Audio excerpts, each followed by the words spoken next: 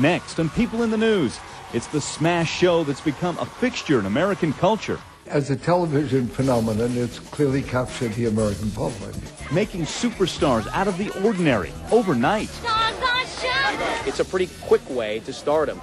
It turned two unlikely guys into pop idols. I've always been a big guy, and I've never let that slow me down. I didn't fit the pop star image, and I'm, kind of plain. From Simon's caustic comments, I have unpleasant thoughts permanently, to Hollywood renown, the making of American Idol's Ruben Studdard and Clay Aiken.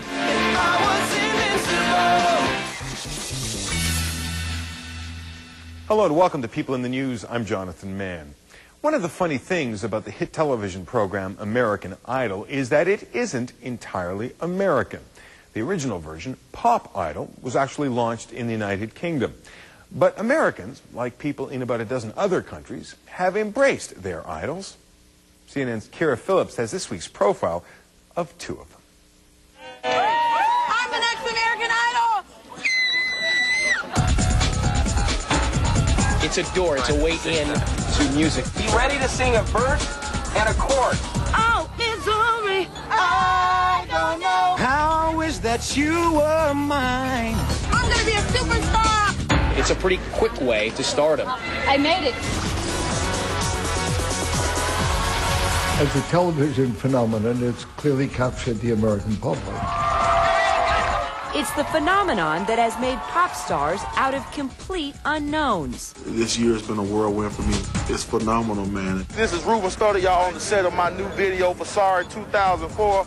It's a lot really fast, and I wonder, it just seems a little too much to be true. Thank you.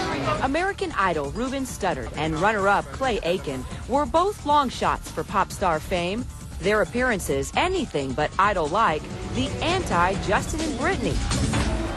So who could have predicted this from these unlikely idols? Magazine covers, and between them, best-selling singles and albums. Aiken's Measure of a Man, with hits like Invisible, soared to #1. And Studdard's Soulful, including R&B single Sorry 2004, became the third American Idol-related album to open at #1.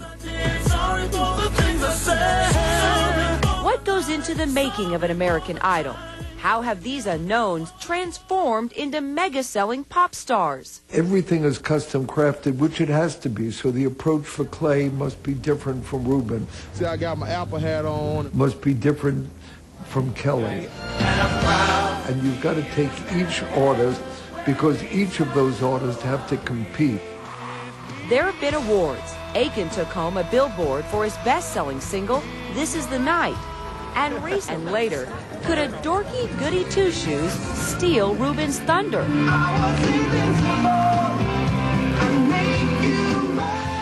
Welcome back to People in the News. We actually have a Clay Aiken CD in my home. The person who bought it is 9 years old. That isn't entirely a compliment to Clay Aiken, but it is a compliment to American Idol, because without that program, there wouldn't be that CD. Once again, here's Kira Phillips. I'm good with the looks today. Wow. Okay, great. Wow. Beautiful. So who is this geeky, skinny guy stealing the spotlight from Idol winner Ruben Studdard? Nobody, I think, if they were being honest, would ever say, you know what, this kid is going to be a superstar.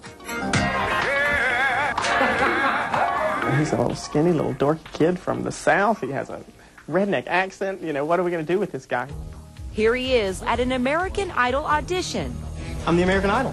Since that time, 25-year-old Clay Aiken has transformed from average Joe I'm really nervous. to idolized double platinum pop star. Can I stretch his face? Touch his hand. I'm in heaven. A quantum leap from hick to hip.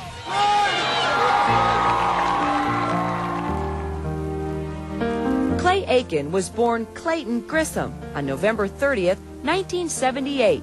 He grew up here in this wooded, middle-class neighborhood in Raleigh, North Carolina. As a child, there was the putt-putt place, and there was the Chuck E. Cheese, and that was kind of cool to go to. I spent my childhood, up till about 7 with just me and my mother. We had a pretty pretty quiet deal going on, a pretty good routine. Clay was raised mostly by his mom and grandmother. He spent little time with his real father. His father and I separated when he was a year old, so he never got to see his father a lot. Not by his choosing or my choosing. His dad just didn't come to see him. His mom worked as an interior decorator for Sears. It's where Clay got his first taste in showbiz.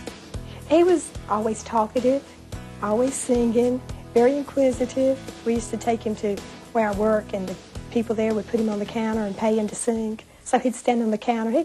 I guess I could say he got his start at Sears.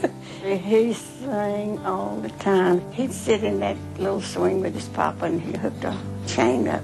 They said I can't swing, and Clayton would sing his little heart out. He loved music and school, but didn't take to sports. My mom was always very supportive of what I did, and we tried the baseball thing for a while. My feet go completely out to the side, and I run like a weirdo. And so, so she didn't push me to do anything, and she really never pushed me to do music. Clay didn't have to be pushed. He joined the Raleigh Boys Choir and won lead roles in high school musicals.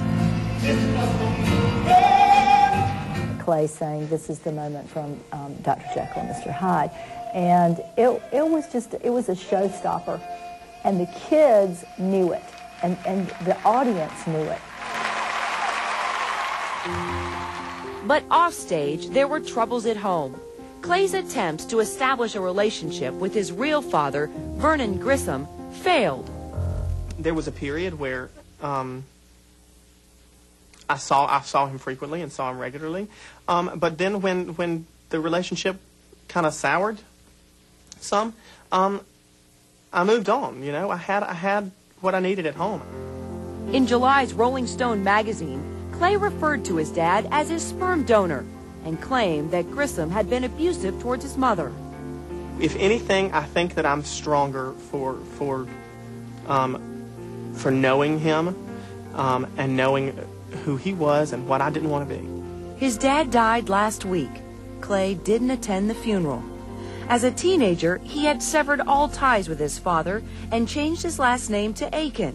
He also had a change of heart about music. I think that my passion for teaching came out of one of those phases where I was tired of being known as the singer. So a friend of mine convinced me to come work with her at the Y just one evening a week.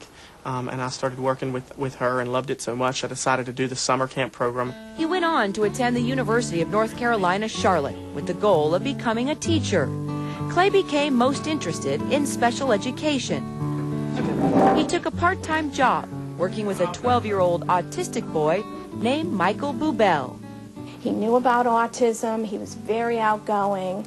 One of the first things he said is, I don't like to think of these children as being different. They're just kids, and I'm excited to work with them. Look at you! Look at you! Meeting Michael's mom, Diane, changed the course of Clay's life. After hearing him sing, she convinced him to audition for American Idol.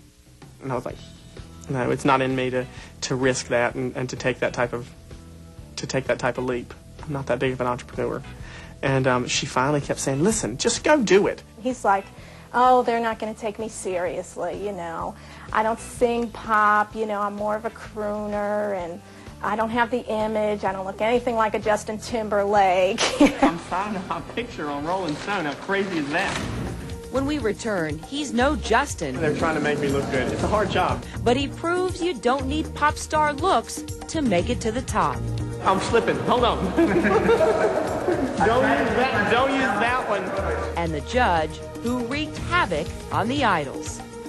It can be a little embarrassing when he tells you that he prefers you with his eyes closed. I'm like, hey, I prefer you with your mouth shut.